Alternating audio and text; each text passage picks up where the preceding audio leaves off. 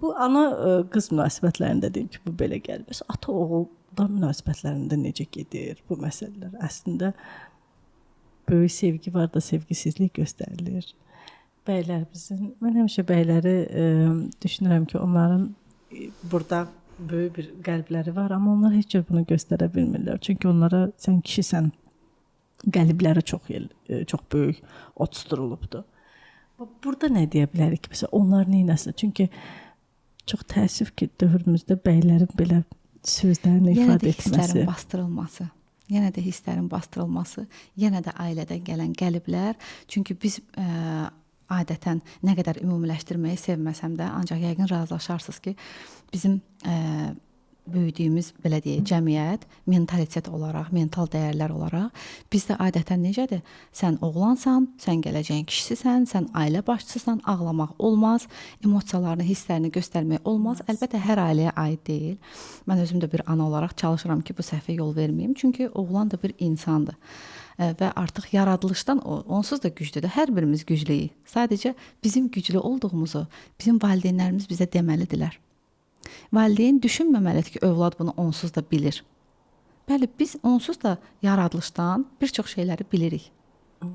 Əksəriyyətimiz. Əlbəttə ki, çünki bizim genofondumuz var. Doğru. Bəli. Bu çox dərin mövzudur. Ona görə də biz bunu ifadə etməliyik övladlarımıza. Eynilə də sualınıza gəlim ki, atalar da oğullarına bunu deməyi bacarmalıdırlar. Əlbəttə, asan da olmaz ki, nə vaxt ki, ataya öz atası bunu deməyib, özündə bu dəyişikliyi eləməyi. Çünki onun norması odur ki, necə yəni, mən oğlumu çox istəyirəm də onsuz da. Necə lazımdır, geyindirirəm, təmin eləyirəm, oxuduram, daha nə etməliyəm ki? Əslində gəlirik ora, nə deyərlər? Nə deyərlər? Deyir ki, oğlum hissini göstərdim. Adi primitiv, yəni öz ailəsinə sevgisini göstərdi. Mənə nə deyərlər? Bu, bəli, bu biraz bəlalı sualdır. Mənə nə deyərlər ümumiyyətlə o qədər bəlalar gətirir ki, çox təəssüf ki, burada gəlir, psixologiyada bir termin var, superego. Superego nədir? Aytən xanım, bu cəmiyyətin bizi idarə etmə formasıdır əslində.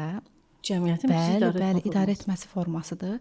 Yəni ki, mənə nə deyərlər, nə fikirləşərlər. Bizdə superego o qədər inkişaf eləyib ki, kaş ki, başqa tərəflər daha çox inkişaf eləyərdi. Və bu təsirlər bizim o emosiyalarımızı, özümüzün, partnyorumuza qarşı yeri gələndə, övladlarımıza qarşı, sevdiyimiz dostlarımıza qarşı o sıxma boğmaya salmamıza, onları gizlətməyimizə, kölgələməyimizə mane olur. Nə deyirlər? Bundan biz qınanmaqdan qorxuruq. Qınanmaqdan və yaxud da hissləri ifadə etmək bizdə əksərən, əlbəttə həmişə hamıya aid deyil, yəni deyirəm, ümumiləşdirmirəm. Əksərən zəiflik olaraq anlatılır.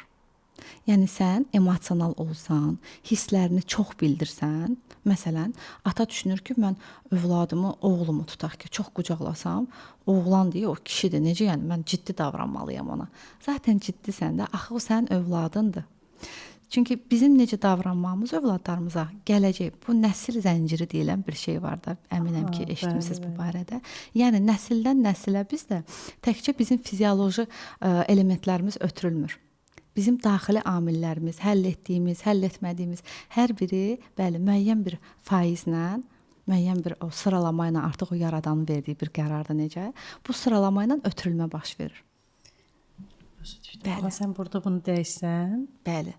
Ona görə də insan öz üzərində işləyəndə, özünü dəyişəndə, mən bir çıxışımda o günlərdə qeyd elədim, xanımlarla bağlıdır. Dedim ki, bir xanımın özünü dəyişməsi, yaxşıya doğru inkişaf etdirməsi, bir ananın özəlliklə, bu bir övladın, bu bir nəslin, ailələrin dəyişməsi deməkdir.